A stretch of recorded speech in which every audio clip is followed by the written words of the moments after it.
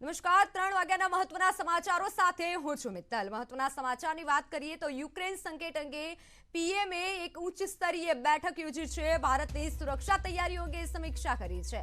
હાલની વૈશ્વિક પરિસ્થિતિ અંગે પણ તેઓએ સમીક્ષા કરી છે। ત્યારે યુક્રેન સંકટ અંગે પીએમ મોદીએ ઉચ્ચ સ્તરીય બેઠકનું આયોજન કર્યું છે। ભારતની સુરક્ષા તૈયારીઓ અંગે તેઓએ સમીક્ષા કરી છે અને હાલની વૈશ્વિક પરિસ્થિતિ અંગે પણ ચર્ચા કરવામાં આવી છે। ભારતની સુરક્ષા તૈયારીઓ અંગે તેઓએ સમીક્ષા કરી છે। હાલની વૈશ્વિક પરિસ્થિતિ અંગે પણ સમીક્ષા કરવામાં આવી। યુક્રેનના સંકટ અંગે હાલની ઉચ્ચ સ્તરીય બેઠકનું આયોજન કરવામાં આવ્યું। વૈશ્વિક પરિસ્થિતિ અંગે પણ સમીક્ષા કરાઈ રહી છે। તો યુક્રેન સંકટ અંગે પીએમએ મહત્વની ઉચ્ચ સ્તરીય બેઠકનું આયોજન કર્યું છે। ભારતની સુરક્ષા અંગે આ બેઠકનું આયોજન કરાયું છે।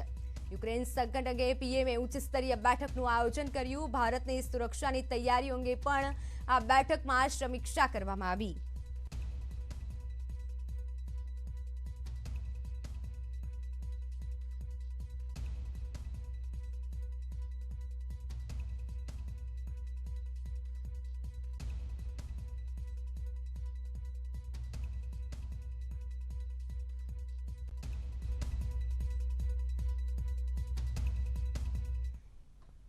તો ગુજરાતમાં ધી કાશ્મીર ફાઇલ્સ ફિલ્મ કરમુક્ત થશે। સીએમ ભૂપેન્દ્ર પટેલે ફિલ્મને કરમુક્ત કરવાનો નિર્ણય કર્યો છે। મુખ્યમંત્રી કાર્યાલય તરફથી ટ્વીટ કરી અને મહત્વની માહિતી અપાઈ છે। તો ગુજરાતમાં સીએમ ભૂપેન્દ્ર પટેલે ફિલ્મને કરમુક્ત કરવાનો નિર્ણય કર્યો છે। સીએમ ભૂપેન્દ્ર પટેલે મહત્વનો નિર્ણય કર્યો છે। ધી કાશ્મીર ફાઇલ્સ ફિલ્મને કરમુક્ત જાહેર કરવામાં આવી છે। સીએમ ભૂપેન્દ્ર પટેલે આ મહત્વનો નિર્ણય કર્યો છે। ધી કાશ્મીર ફાઇલ ફિલ્મ કે જે લોકોને ઘણી પસંદ આવી રહી છે, તો હવે આ ફિલ્મને કરમુક્ત કરવાનો ગુજરાતમાં નિર્ણય લેવામાં આવ્યો છે। સીએમ ભૂપેન્દ્ર પટેલ દ્વારા કરમુક્ત કરવાનો નિર્ણય કરવામાં આવ્યો છે। તો ગુજરાતમાં ધી કાશ્મીર ફાઇલ ફિલ્મ હવે કરમુક્ત રહેશે અને આ ફિલ્મને ઘણા લોકો નિહાળી પણ રહ્યા છે। લોકોને ફિલ્મ ઘણી પસંદ આવી રહી છે, તો હવે ગુજરાતમાં આ ફિલ્મ કરમુક્ત હશે। મુખ્યમંત્રી કાર્યાલય તરફથી ટ્વીટ કરીને આ મહત્વની જાણકારી આપવામાં આવી છે। ગુજરાતમાં ધી કાશ્મીર ફાઇલ ફિલ્મ હવે કરમુક્ત કરવામાં આવી છે।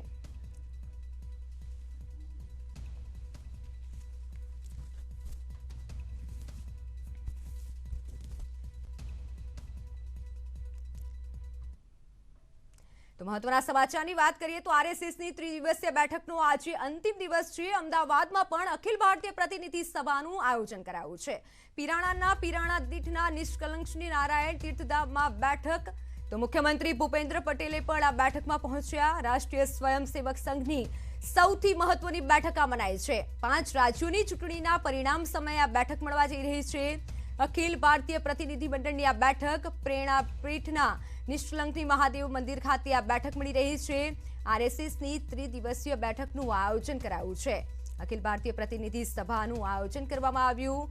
પ્રેરણાપીઠના નિષ્કલંક શ્રી નારાયણ તીર્થધામ ખાતે આ બેઠકનું આયોજન કરાયું છે। આરએસએસની બેઠકનો આજે ત્રીજો દિવસ છે, તો રાષ્ટ્રીય સ્વયં સંઘ તરફથી આ બેઠકનું આયોજન કરાયું છે। મુખ્યમંત્રી ભૂપેન્દ્ર પટેલ પણ આ બેઠકમાં પહોંચ્યા છે। ત્યારે આરએસએસની ત્રિદિવસીય બેઠકનો આજે અંતિમ દિવસ છે। અખિલ ભારતીય પ્રતિનિધિ સભાનું આયોજન કરવામાં આવ્યું। દેશ વિદેશના અનેક પ્રતિનિધિઓ પણ આ બેઠકમાં સામેલ થયા છે। આરએસએસની ત્રિદિવસીય બેઠકનો આજે અંતિમ દિવસ છે। અખિલ ભારતીય પ્રતિનિધિ સભાનું પણ આજે આયોજન કરવામાં આવ્યું। સાવધાન રહેજો, કારણ કે હોળી પહેલા ગુજરાતમાં હીટવેવની આગાહી કચ્છમાં કરવામાં આવી છે। કચ્છમાં પણ 2 દિવસ ઓરેન્જ એલર્ટ જાહેર કરાયું છે, જ્યારે 3 દિવસ સૌરાષ્ટ્રમાં હીટવેવ રહેશે। આજે અને કાલે ઓરેન્જ એલર્ટ જાહેર કરાયું છે। મંગળ અને બુધવારે પણ યલો એલર્ટ જાહેર કરાયું। ઉનાળાની શરૂઆતમાં જ કાળઝાળ ગરમી પડશે, તો હવામાન વિભાગ દ્વારા મહત્વની માહિતી આપવામાં આવી છે। મંગળ અને બુધવારે યલો એલર્ટ આપવામાં આવ્યું છે। ખૂબ પ્રવાહી એટલે પાણી વધારે પીવું જોઈએ, કારણ કે ડિહાઇડ્રેશન થવાના કે હીટ સ્ટ્રોક થવાના ચાન્સીસ અત્યારે ખૂબ વધારે છે। કારણ કે અત્યાર સુધી ઠંડીની મોસમ હતી, થોડી ઠંડક હતી વાતાવરણમાં, અને એકદમ જ આ હીટ વેવ આવવાથી બપોરના બી ખૂબ તાપ હોય છે, અને જ્યારે આપણે બહાર ફરતા હોઈએ અને જો પાણીની અછત તમારા શરીરમાં થઈ જાય તો તમારું લો બીપી થવાના ચાન્સીસ છે, લો શુગર બી થઈ શકે જો ખાવાનું આપ ધ્યાન ના રાખો તો, અને હીટ સ્ટ્રોક થવાના પણ ખૂબ ચાન્સીસ છે. આપણે લહેરી પર ને બધી બહારની જગ્યાએ જ્યાં આગળ આપણે જોતા પણ નથી કે કેટલી સ્વચ્છતા છે, છતાં પણ આપણે બહારની બધી વસ્તુઓ ખાતા હોઈએ છીએ અને એનાથી પેટના ઇન્ફેક્શન થવાના ચાન્સીસ ખૂબ વધારે છે. ગરમીના લીધે પણ ઝાડા ઉલટી થવાના ચાન્સીસ વધી જાય છે. જે પણ લોકો બહાર ફરતા હોય, કામે જતા હોઈએ તો આપણે ખૂબ ધ્યાન રાખવું કે પાણી લઈ જવું, અને જો બને તો ORS પીતા રહેવું જોઈએ, અથવા લીંબુનું શરબત કે છાશ છે કે એવું કંઈ ગ્રહણ વધારે કરવું જોઈએ. અને તમારે ઠંડી વસ્તુઓ ખાવાની ટાળવી જોઈએ બહાર, એટલે જે ઠંડા પાણીથી બનેલી વસ્તુઓ હોય એ ખાવા માટે ટાળવી જોઈએ. બહારની વસ્તુ ખાવાનું મન થાય તો ગરમ તાજી બનેલી વસ્તુઓ આપ ખાઈ શકો, પણ જે બનેલી વસ્તુઓ હોય, ખુલ્લી પડેલી વસ્તુઓ હોય એ અત્યારે ખાવી ના જોઈએ. નાના બાળકો ટેમ્પરેચર કંટ્રોલ નથી કરી શકતા, એટલે એ લોકોને હીટ સ્ટ્રોકના ચાન્સીસ વધી જાય છે. ચક્કર આવે, ક્યાં તો સખત ઉલટીઓ શરૂ થઈ જાય, કાં તો પતલા ઝાડા થાય અથવા તાવ ચડી જાય. તો એવા સમયે ખૂબ ધ્યાન રાખવું કે તમે જ્યારે આટલી ગરમીમાં તમારા બાળકને બહાર લઈ જાઓ છો તો એનું માથું કવર્ડ રાખો, એને વારે વારે પાણી કે પ્રવાહી પીવડાયા કરો, અને એને પેટ ભરીને ખવડાવીને પછી લઈ જાઓ બહાર, અને ખાલી પેટે ના લઈ જાઓ. અને જે અત્યારના માતા પિતાઓ જે બહારનું ફાસ્ટફૂડ છોકરાઓને ખવડાવે છે, પડીકાને એવું બધું આપે છે, એવું ના આપે. સારો સ્વાસ્થ્ય સારું થાય એવો પૌષ્ટિક ખોરાક આપવાનો આગ્રહ રાખે. તો હવે વાત નરેશ પટેલની.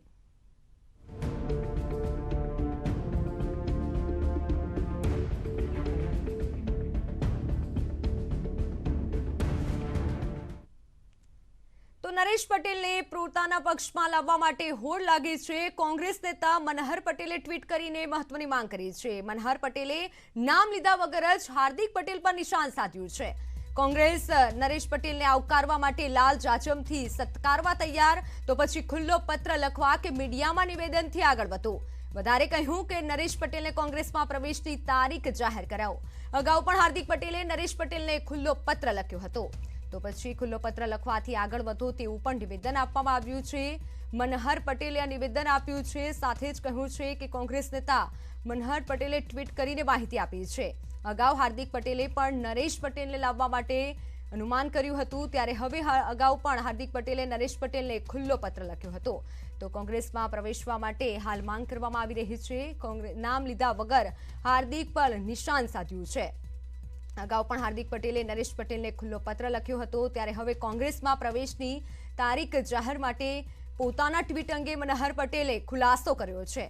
નરેશ પટેલે કોંગ્રેસમાં જોડાવાની તારીખ જાહેરની માંગ નથી કરી, ઔપચારિકતા પૂર્ણ કરી આગળ વધો અને વધવાની વાત કરી છે. નરેશ પટેલનો પરિવાર કોંગ્રેસ વિચારધારાથી સમર્પિત, જ્યારે નરેશ પટેલ કોંગ્રેસમાં જોડાવાનો છે તેવો પણ દાવો કરાયો છે.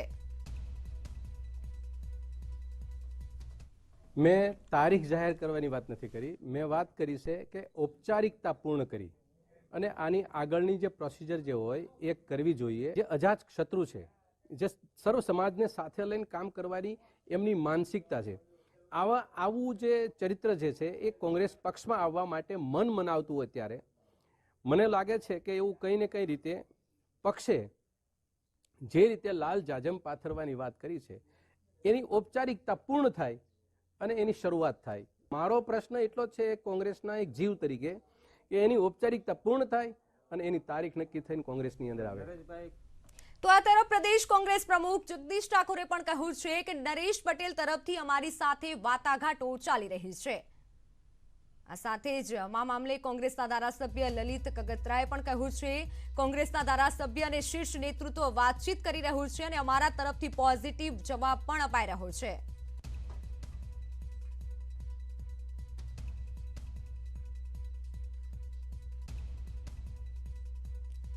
કોંગ્રેસમાં વ્યક્તિગત મારાથી માંડી ધારાસભ્યશ્રીઓને કોંગ્રેસનું શીર્ષ નેતૃત્વ વાતચીત કરી રહ્યું છે, ચર્ચાઓ થઈ રહી છે અને અમારા તરફથી પણ એમના માટેનો જે પોઝિટિવ રિપ્લાય અમારે આપવાનો હોય એ પણ અપાઈ ગયો છે. એમના તરફથી પણ અમારી સાથે વાટાઘાટો ચાલુ છે. નરેશભાઈનું કુટુંબ, નરેશભાઈના ફાધર વર્ષોથી કોંગ્રેસના કાર્યકર હતા. મનોહરસિંહજી બાપુના મને ખબર છે. એટલે હવે આ ફેમિલી કોંગ્રેસની વિચારસરણીનું છે. પછી તો અત્યારનો સમય અને સંજોગો પ્રમાણે શું થાય એ હું નહીં કહી શકું, પણ નરેશભાઈને આવકારવા માટે મેં ઘણીવાર કીધું છે આપના માધ્યમથી, અને અત્યારે પણ કહું છું કે નરેશભાઈ કોંગ્રેસ પાર્ટીમાં આવતા હોય તેથી હારા દી હું હોય. તો આ મામલે કોંગ્રેસના ધારાસભ્ય લલિત કગથરાએ શું કહ્યું તે જોઈએ. પાર્ટીમાં જોડાય તો એ અમારું સૌભાગ્ય હશે અને નરેશભાઈ પટેલ અમારા રાષ્ટ્રીય નેતૃત્વ સાથે મળે અને જે કાંઈ સારો નિર્ણય કરશે એમાં અમે તન મન ધનથી લાગી પડીશું. સમાજ સેવાનું, શિક્ષણનું કામ ખોડલધામના માધ્યમથી કર્યું છે, આરોગ્ય સેવાનું કામ કર્યું છે, લોકોને મદદરૂપ થવાનું કામ કર્યું છે. એમના વિચારો પ્રમાણેની પાર્ટી ગુજરાતમાં જો કોઈ હોય તો એ માત્ર ને માત્ર આમ આદમી પાર્ટી છે. દેશની અંદર હાલમાં હજારો નેતાઓ પ્રદેશ કક્ષાના છે, ધારાસભ્યો છે, મંત્રીઓ છે, પૂર્વ મંત્રીઓ છે, પૂર્વ સાંસદો. શું કોંગ્રેસને એમના ઉપર ભરોસો નથી કે નરેશ પટેલની ઉપર દબાણ બનાવવાની કોશિશ કરે છે? અને વાત જો તારીખ જાહેર કરવાની હોય તો મારું તો એવું માનવું છે કે કોંગ્રેસના વિસર્જનની તારીખ જાહેર કરી દેવી જોઈએ. કોઈ સારો દિવસ ગોતી આખા દેશમાંથી કોંગ્રેસનું વિસર્જન કરી નાખવું જોઈએ. આ તરફ યુથ કોંગ્રેસના ટ્રેનિંગ કેમ્પમાં ભરતસિંહ સોલંકીનું સૂચક યુથ કોંગ્રેસ અને પ્રદેશ કોંગ્રેસને એક જૂથ થવા પણ આહ્વાન કરાયું છે. આખી યુથ કોંગ્રેસે એક જૂથ થવું પડશે તેવું ભરતસિંહે જણાવ્યું છે. ગુજરાત કોંગ્રેસના મોટા નેતાઓએ પણ એક જૂથ થવું પડશે તેવું ભરતસિંહે જણાવ્યું. સાથે જ નાના મોટા મતભેદ ચૂંટણીની હાર જીત ભૂલવી પડશે તેવું ભરતસિંહે જણાવ્યું છે. ગુજરાતની યુથ કોંગ્રેસ એક થઈ જાય, બધા મતભેદો ભૂલી જાય, નાના મોટા ચૂંટણીઓ આવી ગઈ, તમે ચૂંટાયા, બીજા ના ચૂંટાયા, આજે જે કઈ પરિસ્થિતિ થઈ, પણ હવે આખી યુથ કોંગ્રેસ એક છે અને એ દિશામાં કરશો તો મને લાગે છે કે તમારા થકી આ મોટા નેતાઓ છે એને પણ એક થઈને ગુજરાતમાં કામ કરવું પડશે ને કરવું પડશે. શીટની શિખામણ જાપા સુધી રહી ગઈ. ભરતસિંહે યુથ કોંગ્રેસને મતભેદ દૂર કરવા કહ્યું હતું સૂચન, પરંતુ યુથ કોંગ્રેસની ટ્રેનિંગમાં સૂચન છતાં પાલન ન જોવા મળ્યું. હાર્દિક પટેલની સ્પીચ શરૂ થતાં જ યુથ કોંગ્રેસ કાર્યકરો બહાર નીકળ્યા. જ્યારે હાર્દિક પટેલની સ્પીચનો બોયકોટ કરતું યુથ કોંગ્રેસનું જૂથ હતું તો કાર્યકરો બહાર નીકળતા હાર્દિકને સ્પીચ ટૂંકાવવાની પણ ફરજ પડી હતી. જગદીશ ઠાકોર સહિતના નેતાઓ પણ મંચ પર હાજર હતા. ભરતસિંહનું સૂચન છતાં પણ પાલન કરવામાં નહોતું આવ્યું. એક તરફ કોંગ્રેસના વરિષ્ઠ નેતા ભરતસિંહ સોલંકીએ યુથ કોંગ્રેસના કાર્યકર્તાઓને સંબોધન કરતા કહ્યું હતું કે તમામ લોકોએ એક થવું જોઈએ, કોઈ મતભેદ છે તે દૂર કરીને સંગઠનમાં વધુ મજબૂત થવા જોઈએ. પરંતુ આજે વિચિત્ર ઘટના જોવા મળી કે કોંગ્રેસના કાર્યકારી પ્રમુખ હાર્દિક પટેલ જ્યારે સ્પીચ દેવા માટે ઉપસ્થિત થયા ત્યારે તમામ જે યુથ કોંગ્રેસનું જે બીજું જૂથ હતું, કાર્યકર્તાઓ છે તે બહાર આવી ગયા હતા. નેતાઓ તેને સમજાવવાનો પ્રયાસ કરી રહ્યા હતા. તેમ છતાં પણ અનેક યુથ કોંગ્રેસના કાર્યકર્તાઓ બહાર આવી ગયા અને તેનો બોયકોટ કર્યો હતો હાર્દિક પટેલની સ્પીચનો, અને તે પોતાનો વિરોધ છે આટલી રીતે અહીં બતાવવાનો તેઓ અહીં પ્રયાસ કર્યો હતો. પછી જેવી જ તેની સ્પીચ પૂર્ણ થાય છે હાર્દિક પટેલની, હાર્દિક પટેલ પોતાની સ્પીચ છે ટૂંકાવે છે, ત્યારબાદ જ યુથ કોંગ્રેસના બીજા કાર્યકર્તાઓ છે તે અંદર અહીં પ્રવેશ કરે છે. ફરી એક વખત એક તરફ નેતાઓ સલાહ આપી રહ્યા છે યુથ કોંગ્રેસને કે મતભેદ ભૂલવા જોઈએ. કોંગ્રેસના મોવડી મંડળને કહી રહ્યા છે કે તમામ લોકોએ એક થવું જોઈએ. જે કકડાટ ચાલ્યો છે કોંગ્રેસ પાર્ટીમાં તે દૂર થવો જોઈએ. પરંતુ અહીં યુથ કોંગ્રેસમાં જ અહીં બે ભાગ જોવા મળી રહ્યા છે અને તેને લઈને જ હાર્દિક પટેલની જે સ્પીચ શરૂ થઈ તેની પહેલા જ અનેક યુથ કોંગ્રેસના કાર્યકર્તાઓ બહાર આવીને પોતાનો વિરોધ અહીં નોંધાવી અને સાથે જ કોંગ્રેસ માટે ફરી વખત જે જૂથવાદ છે તે ચરમસીમા પર અહીં જોવા મળી રહ્યો છે. કેમેરામેન નિલેશ સાથે પ્રણવ પટેલ, ન્યૂઝ 18 મોવડી. તો આ તરફ પ્રદેશ યુવા કોંગ્રેસ પ્રમુખ વિશ્વનાથસિંહ વાઘેલાએ દાવો કર્યો કે ફક્ત 5 થી 7 કાર્યકરો નિત્ય ક્રિયા પ્રમાણે બહાર નીકળ્યા હતા, જેને બહિષ્કાર ન કહી શકાય.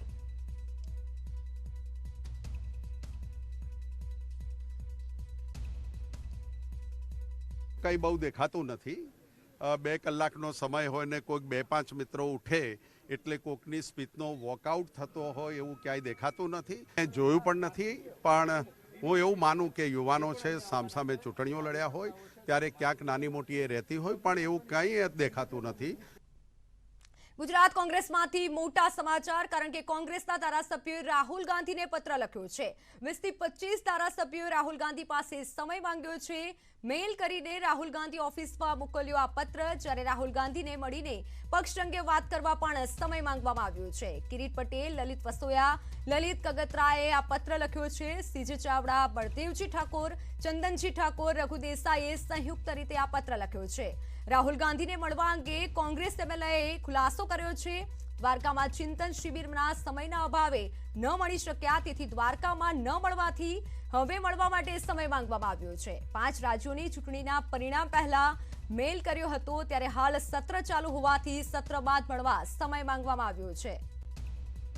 કોંગ્રેસના ધારાસભ્યોએ રાહુલ ગાંધીને પત્ર લખ્યો છે. 5 રાજ્યોની ચૂંટણીઓ માટે આ પત્ર લખાયો છે. રાહુલ ગાંધીને મળવા અંગે પણ કોંગ્રેસ એમએલએએ ખુલાસો પણ કર્યો છે.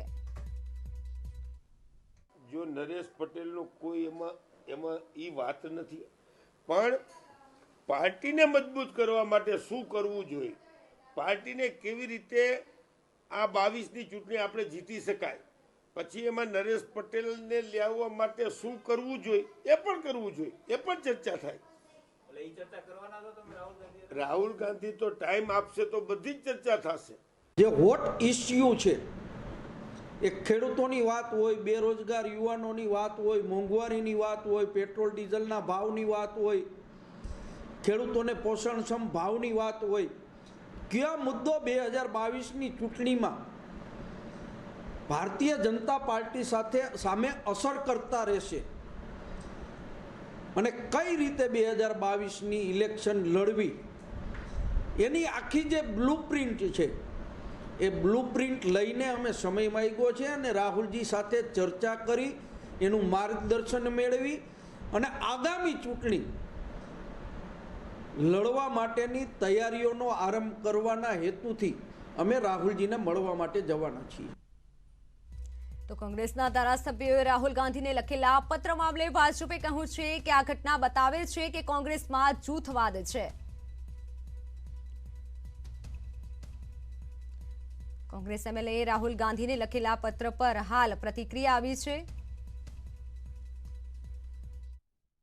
5 રાજ્યોમાં જે રીતે કોંગ્રેસને ધોબી પછાડ મળી છે એ જોતા અને માનનીય નરેન્દ્રભાઈ મોદી સાહેબના નેતૃત્વમાં છેલ્લા 27 વર્ષોથી જે રીતે ગુજરાતમાં ભારતીય જનતા પાર્ટીને ગુજરાતની પ્રજાનો પ્રેમ મળી રહ્યો છે એ જોતા કોંગ્રેસ નિરાશ અને હતાશ જણાઈ રહી છે. અહીંયા કોંગ્રેસમાં અનુશાસન અને શિસ્તનો પણ અભાવ જોવા મળી રહ્યો છે. એમના ધારાસભ્યોની સંખ્યા તો વધારે છે, પરંતુ પત્ર માત્ર 25 ધારાસભ્યોએ લખ્યો છે. એટલે ક્યાંક ને ક્યાંક ગુજરાત કોંગ્રેસમાં જે જૂથવાદ પ્રવર્તી રહ્યો છે તેના પણ અહીંયા દર્શન થઈ રહ્યા છે. સમાચારોનો પ્રવાહ યથાવત રહેશે, પરંતુ હાલ રોકાઈ એક વિરામ માટે.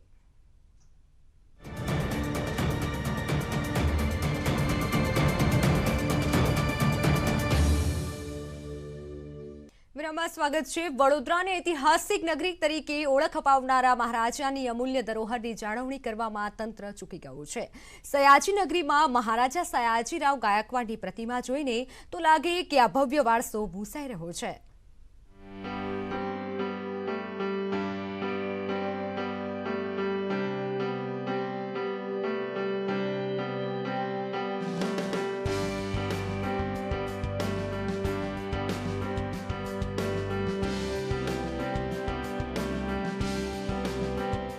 સમગ્ર વિશ્વમાં વડોદરા શહેરને સંસ્કારી નગરી, કલા નગરી, ઐતિહાસિક નગરી તરીકે ઓળખવામાં આવે છે. શહેરને આ તમામ ઓળખ આપવા પાછળ મહારાજા સયાજીરાવ ગાયકવાડનો સિંહ ફાળો રહ્યો છે. તેમની યાદમાં વડોદરાના તમામ જંકશન પર ઐતિહાસિક પ્રતિમાઓ મૂકવામાં આવી છે.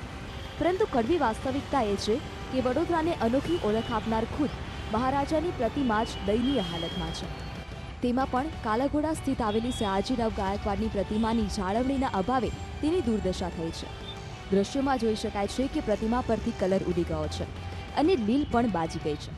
ઐતિહાસિક વારસાની આવી ખસ્તા હાલતથી લોકોમાં ભારોભાર રોષની લાગણી જોવા મળી છે. તમામ પ્રતિમાને રોજે રોજ સાફ સફાઈ કરવાનો, ફુલહાર કરવાનો છે, પરંતુ ક્યાંક ને ક્યાંક વડોદરા મહાનગરપાલિકાના અધિકારીઓ દ્વારા આ પ્રતિમાઓ સાફ સફાઈ નહીં કરવાને કારણે વડોદરા શહેરના સર સયાજીરાવ મહારાજની જે પ્રતિમા છે આજે કહી શકાય કે એકદમ જોવાલાયક નથી. બિસ્માર હાલતમાં બનેલી આ પ્રતિમાની ખસ્તા હાલત જોતા એવું લાગી રહ્યું છે કે ઐતિહાસિક ધરોહર સાચવવામાં તંત્ર ઊણું ઉતર્યું છે. સયાજી નગરીમાં ખુદ સયાજીરાવ ગાયકવાડની પ્રતિમા જ બિસ્માર હાલતમાં છે. વડોદરા મહાનગરપાલિકા દ્વારા પ્રતિમાઓ તેમજ ઇમારતોની જાળવણી માટે અલગ અલગ બજેટ ફાળવવામાં આવતા હોય છે. તેમ છતાં સત્તાધીશો જાણે કે મહારાજાનું માન જાળવવાનું ચૂકી ગયા. ખૂબ દુઃખની વાત છે કે આ પ્રતિમાની આપણે જાળવણી સરખી રીતે નથી કરી શકતા. લગભગ 6 મહિના ઉપરથી આ વિવાદ છે. તેમ છતાં હજી બીજો શાસક પક્ષ એવું કહેતું હોય કે અમે આનું ટેન્ડર આપ્યું છે અને નિભાવણી ટૂંક સમયમાં થઈ જશે, તો શરમની વાત છે. પરિવર્તન હોવાના કારણે કેટલીક જગ્યા ઉપર કલર કોડ બદલાયો છે અને સ્વીકાર્ય છે. આવનાર સમયમાં 10-15 દિવસમાં કોટેશન પણ મંગાવ્યું છે. એના નિષ્ણાત લોકો જે એનું કામ કરી રહ્યા છે એના માધ્યમથી એના ઉપર જે પણ સર્વેના આધારે કામ આવશે એ ખૂબ જ ઝડપથી આ કામ પૂર્ણ કરાવીશું.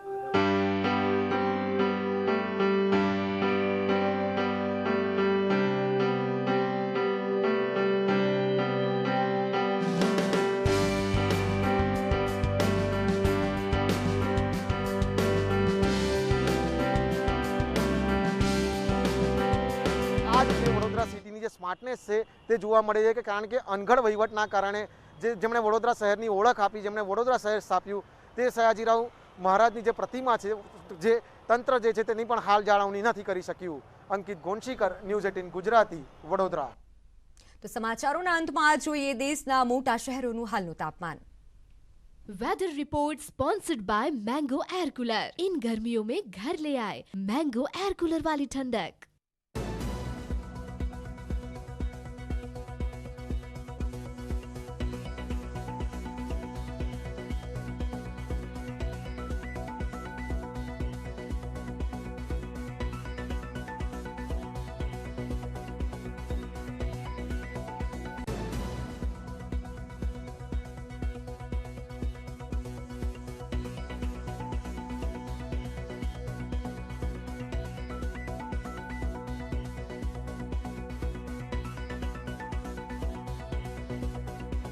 Weather report sponsored by mango air cooler. इन गर्मियों में घर ले आए मैंगो एयर कूलर.